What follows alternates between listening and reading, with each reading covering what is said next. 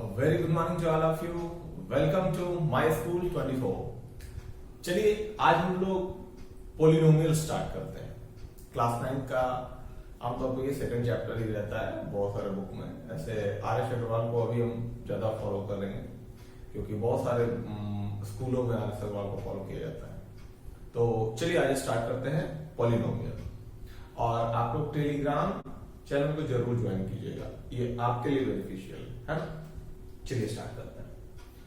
Polynomial हम लोग काफी मतलब क्लास 6-7 में भी देखे हैं। इस तरह का कुछ न्यूमेरिकल वैल्यू हम लोग देखते थे और कुछ अल्फाबेटिकल वैल्यू रहता था। फिर ये ऐसा कुछ हम लोग को मिलता था। और चलिए काम करते हैं, इसका वेरिएबल्स को भी चेंज कर देते हैं ताकि कुछ चलिए बस ये कुछ एक्सप्रेशन मिला, ये कुछ एक्सप्रेशन मिला। अगर ये बहुत सारा होता है, जैसे ये एक ग्रुप है, ये दूसरा ग्रुप है, ये तीसरा ग्रुप है। अगर ये बहुत सारा ग्रुप होता, ठीक है, अगर ये बहुत सारा ग्रुप होता तो हम इसको आसानी से बोलते पॉलिनोमियल। आप कहिएगा कि ये पॉलिनोमियल नहीं है। हाँ, ये भी पॉलिनोमियल है, लेकिन इसके लिए ये जब 3 ग्रुप है तो 3 तक के लिए हम लोगों ने एक नाम रखा है, उसके बारे में आगे डिस्कस करेंगे। ये ग्रुप है क्या? ये पूरा ग्रुप, ये जो एक ग्रुप है, ये ग्रुप कहलाता है टर्म। क्या कहलाता है? Term. Terms of the polynomial. यानी कि ये पूरा एक कहलाएगा, ये एक टर्म हो गया, ये 2 टर्म हो गए। यानी तो ये कितने टर्म है? 3 टर्म का ग्रुप है। ये कितना है?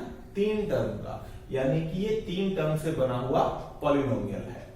चलिए, तो ये टर्म समझ में आया हम लोग, ठीक है। अब देखिए इसमें इस एक टर्म में क्या क्या है हम लोग देखते हैं। इसमें एक 3 है, यहां x है जो कि एक अल्फाबेटिकल लेटर है, और ये स्क्वायर है, पावर। ये क्या होता है?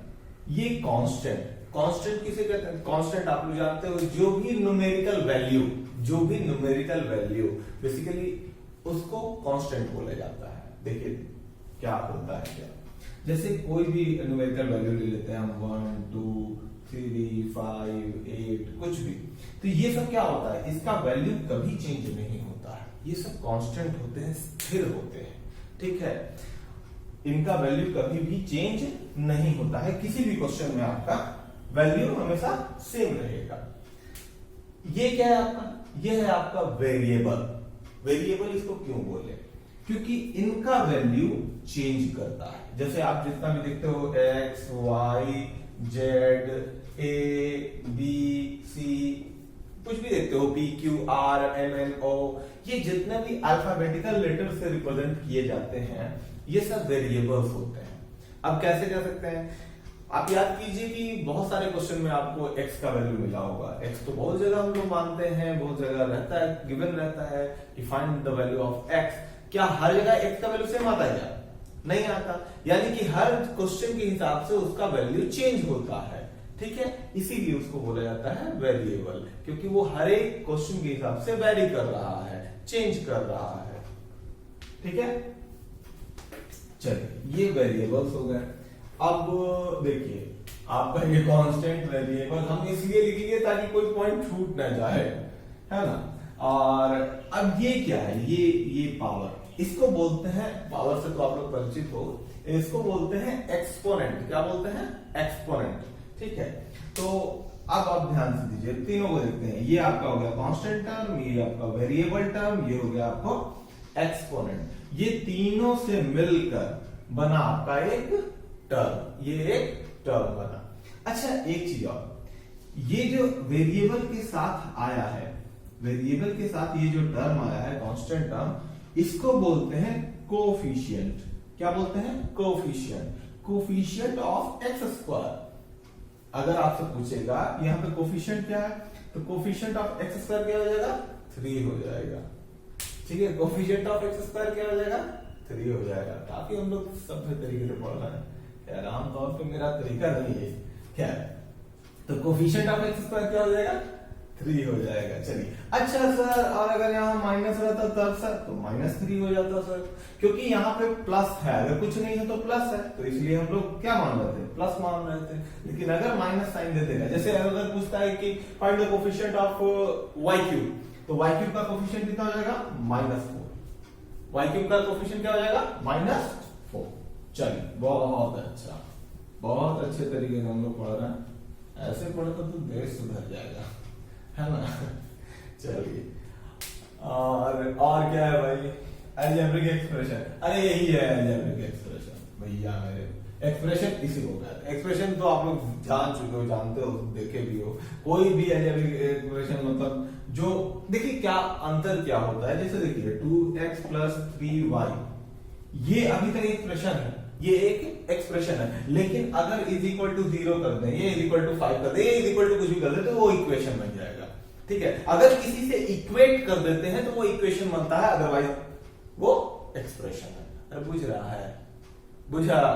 अरे भैया मेरे, जब तक वो 0 के बराबर या किसी के बराबर ना हुआ तो एक्सप्रेशन है, और नहीं तो बराबर हो गया तो इक्वेशन है। अरे बुझा ना? चलिए आगे बढ़ते हैं, ज्यादा टेंशन नहीं लेना है। हाँ, आई थिंक टेंशन ज्यादा है कोरोना के टाइम में, है ना। इसको हम धीरे, चलिए कर ही लिए तो अब क्या दिक्कत है। वेरियस डिग्री, अरे वाह, डिग्री। अच्छा पहले तो ऐसा करते हैं, जैसे हम क्या लिखे थे, चलिए उसी को वापस लिखते हैं। x², ये ऐसा ही कुछ लिखे थे, -4y³ लिखे थे, और +5z लिखे थे। चलिए इसी को लिखते हैं, कोई दिक्कत नहीं है। अच्छा देखिए, इसका डिग्री क्या होगा, इसका डिग्री क्या होगा। अच्छा डिग्री कहते किसको, सबसे पहले इसको समझते हैं, डिग्री कहते किसको है। कोई टेंशन नहीं लीजिए, देखिए सारा टर्म्स को देख लीजिए एक बार, जब भी आपसे डिग्री पूछे देखिए सारा टर्म्स को, और भी नहीं देखना पड़ेगा, आगे बताते हैं पहले आप टर्म को देख लीजिए। उसके बाद देखिए कि सबसे हाईएस्ट पावर कौन सा है, तो यहाँ पे क्या हो जाएगा 3, यहाँ पे क्या है 3। तो आप सिंपली बोलिएगा कि इस एक्सप्रेशन का डिग्री कितना है, degree of the polynomial of this expression, sorry, कितना हो जाएगा 3, कितना हो जाएगा 3, यानी कि इस एक्सप्रेशन का डिग्री कितना हो जाएगा 3 हो जाएगा। बहुत अच्छा। अब देखिए एक चीज आप बताते हैं, ये जो लिखने का तरीका है हमारा, ये सही है क्या, ये असल में सही नहीं है, और आपको अभी डिग्री में बताएंगे, लेकिन पहले इसको देख लीजिए। असल में हम लोगों को जो डिग्री किसको कहते हैं ये तो समझ में आ गया। तो डिग्री जितने भी एक्सपोनेंट है, जितने भी एक्सपोनेंट है उसको चाहे तो असेंडिंग या डिसेंडिंग ऑर्डर में अरेंज करना चाहिए। ठीक है, जब हम लिखते हैं तो असेंडिंग या डिसेंडिंग, तो अब देखिए असेंडिंग अगर हम लोग लिखते हैं तो 5z पहले होगा, उसके बाद 3x² होगा, फिर -4y³ होगा।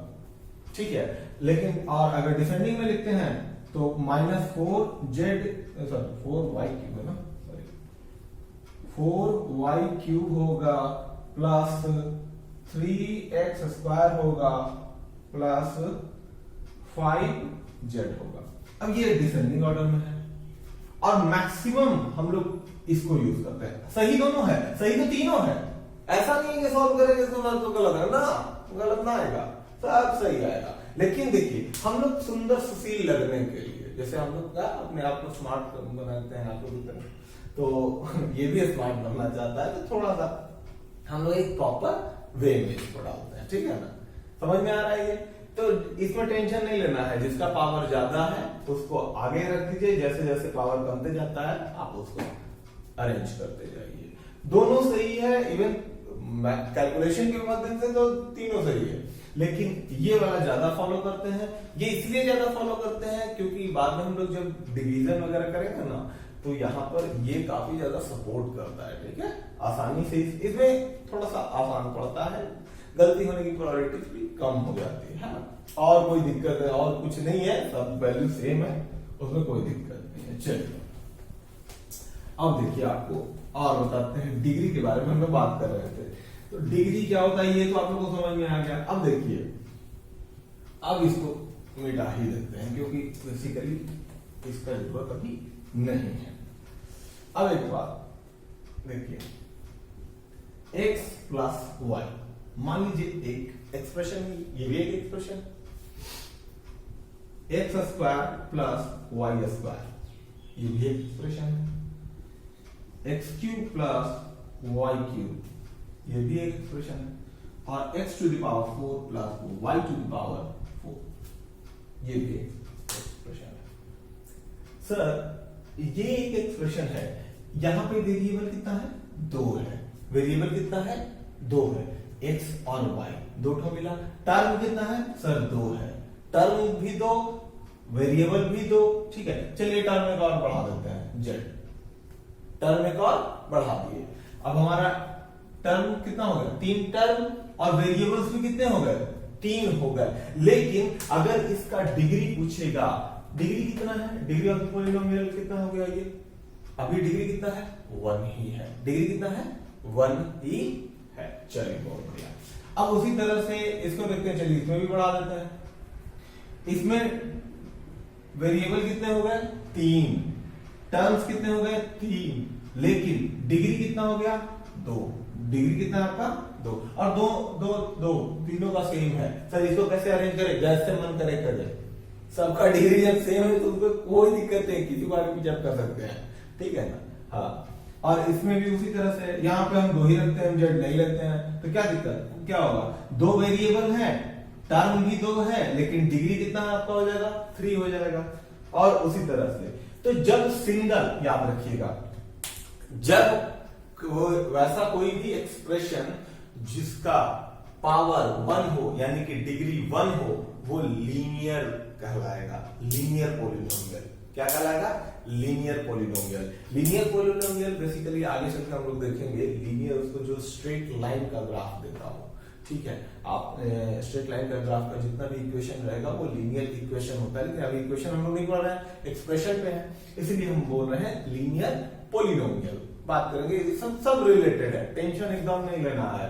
तो एक ही चीज है, घुमा घुमा खाली देते रहता है। हाँ, तो ये लीनियर पॉलिनोमियल कहलाएगा, क्योंकि इसका पावर 1 है, डिग्री 1 है, डिग्री 1 है, सॉरी पावर नहीं, डिग्री 1 है, क्योंकि पावर तो कम बेसी हो सकता है ना, टर्म अलग अलग है। और इसका डिग्री कितना है भाई? इसका डिग्री 2 है, तो पावर 1 रहा या डिग्री 1 रहा तो हम लोग बोले लीनियर, और जिसका पावर 2 रहता था तो हम लोग क्या बोलते थे? क्वाड्रेटिक। याद आया कुछ? तो ये लीनियर हो गया, लीनियर पॉलिनोमियल, ये आपका लीनियर पॉलिनोमियल, ये आपका हो गया क्वाड्रेटिक पॉलिनोमियल। क्यों क्वाड्रेटिक हुआ? क्योंकि इसका डिग्री कितना है? 2 है। और ये क्या हो जाएगा?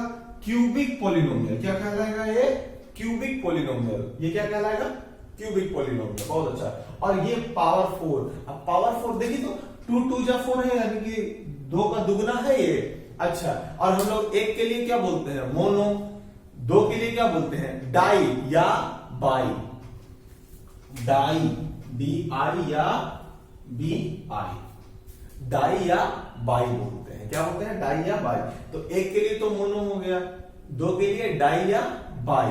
तो यहां पे बोलेंगे बाई क्वाड्रेटिक। क्या बोलेंगे? By, BI, by quadratic. ठीक है, तो जिसका डिग्री 4 हो जाएगा वो क्या कहलाएगा? By quadratic. आते हैं फिर जो क्वाड्रेटिक इक्वेशन भी आगे देखेंगे ना, तो उसमें भी ये काम आएगा। बहुत सिंपल रहता है, सब केवल डरावना दिखाता है, होता कुछ नहीं है, जान तो है ही नहीं। और पॉलिनोमियल तो ऐसे भी ऐसा चैप्टर लगेगा क्लास 6 का मैथ पढ़ रहा है, कोई जान ही नहीं मिलेगा। तो ये एकदम रिलैक्स होकर, एकदम चिल होकर देखना, ठीक है ना, ज्यादा परेशान नहीं होना है। क्या ये समझ में आ गया? ये linear polynomial, quadratic polynomial, cubic polynomial और बाई क्वाड्रेटिक पॉलिनोमियल समझ में आ गया? कोई दिक्कत? चलिए बहुत बढ़िया। वेरियस डिग्री हो गया, नंबर ऑफ टर्म तो आपको बता चुके हैं। अच्छा चलिए फिर से उसका नामकरण बता देते हैं। अरे नामकरण किया गया है वो, जैसे चिंटू मिंटू पिंटू, तो बस उसमें भी है चिंटू मिंटू पिंटू, तो बता देते हैं आपको भी मजाक लगेगा। ऐसा करते हैं कि 3x भी लिखते हैं। चलिए, तो ये भी तो एक पॉलिनोमियल है, एक टर्म वाला पॉलिनोमियल है। ये भी कैसा है? एक टर्म वाला पॉलिनोमियल है। तो इसको क्या बोलेंगे? अच्छा अभी एक के लिए हम क्या बोले थे? मोनो। एक के लिए क्या बोले थे? मोनो। तो इसको बोलेंगे मोनोमियल। क्या बोलेंगे? मोनोमियल। और इसी के साथ अगर 4 वाई, चलो दो टर्म आ जाएगा, हमने को टर्म से मतलब है यार। अब इसमें कितना हो गया, दो टर्म, तो दो के लिए हम लोग क्या बोले थे, डाई और बाई, यहाँ पे हम लोग बाई यूज करेंगे, बाई, बी आई, तो बाई ये क्या हो जाएगा, बाइनोमियल, ठीक है। और इसी तरह से एक और अगर एक टर्म और दे देते हैं हम 5z, तो ये हो जाएगा ट्राइनोमियल। क्या बन जाएगा, 3 के लिए ट्राई, 4 के लिए टेट्रा होता है, 5 के लिए पेंटा, हेक्सा, हेप्टा, ऑक्टा, नोना, डेका, ये तो अभी जानते ही हो। तो 1 के लिए मोनोमियल, 2 के लिए बाइनोमियल और 3 के लिए ट्राइनोमियल। क्लियर है, क्लियर है। अरे इतना नामकरण है, हो टेंशन नहीं लेना। अरे एक हो रहेगा तो मोनो, 2 हो रहेगा तो बाई और 3 हो रहेगा तो ट्राई, अब बाकी तो नोमियल मोमियल लगाना ही है, उतना टेंशन ना लेना है यार, ये सब में एकदम टेंशन नहीं लेना है, ये सब छोटा छोटा मुर्गी।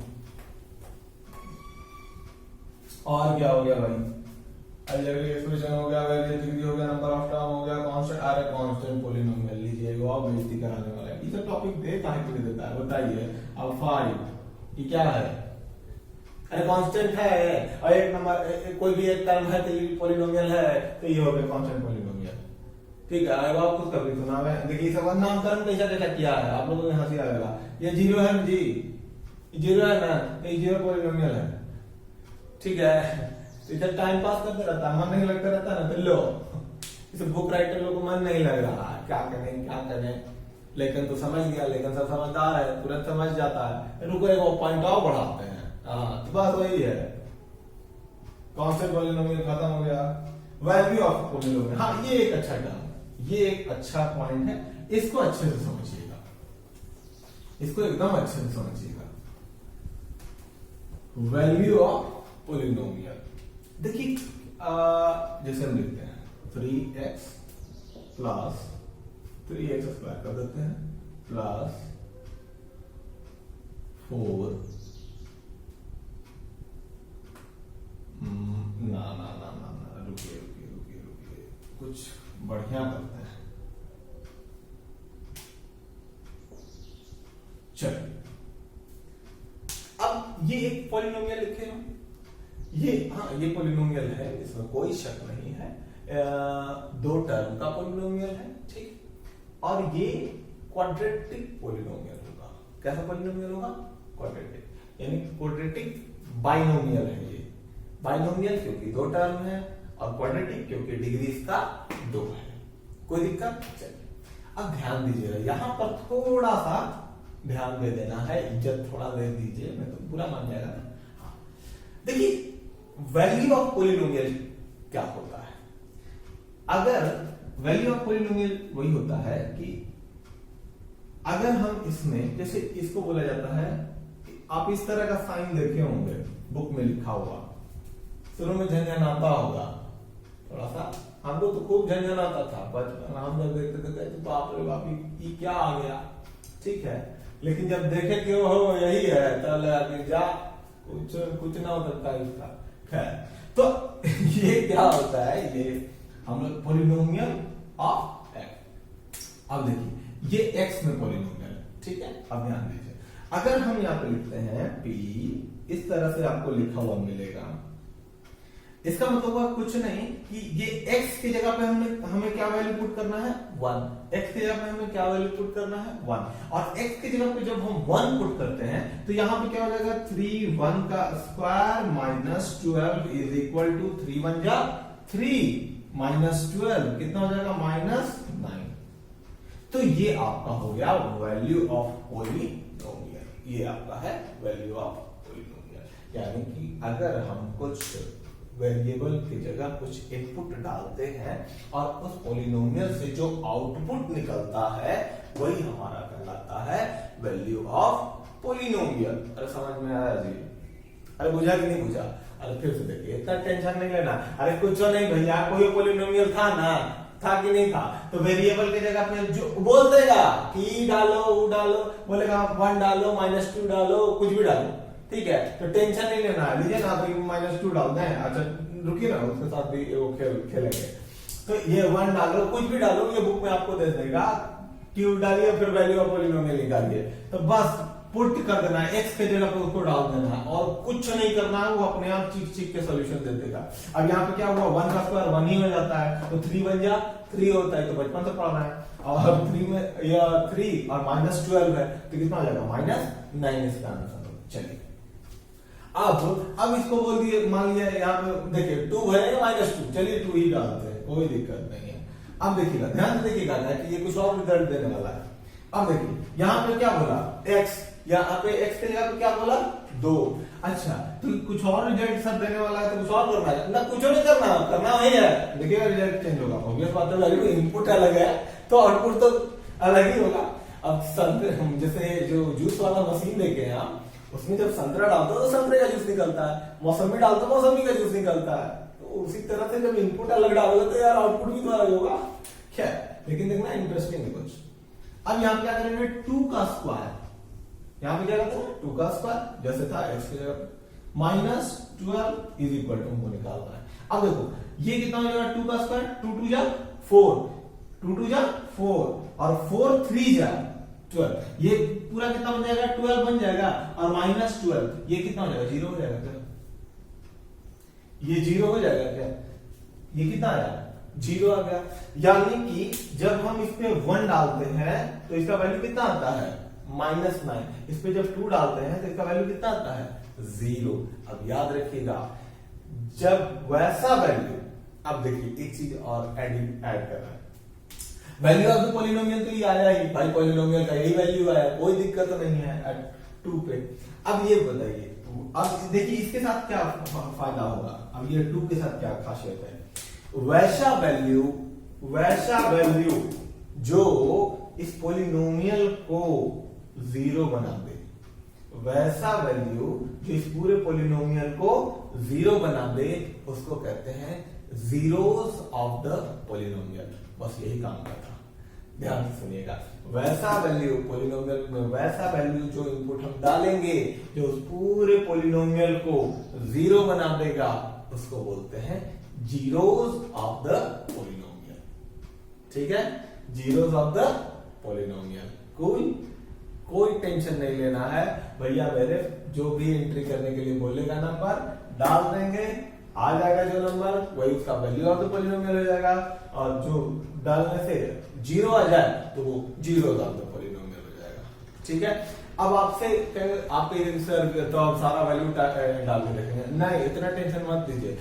बुक जानते हैं आपसे कैसे बोलेगा, आपसे बोलेगा कि मान लीजिए कि 5 जीरोस ऑफ द पॉलिनोमियल है, ठीक है, तो आप किसी चीज को यहाँ पे कांस्टेंट या वेरिएबल डाल के छोड़ देगा, कहेगा कि इसका वैल्यू निकालिए।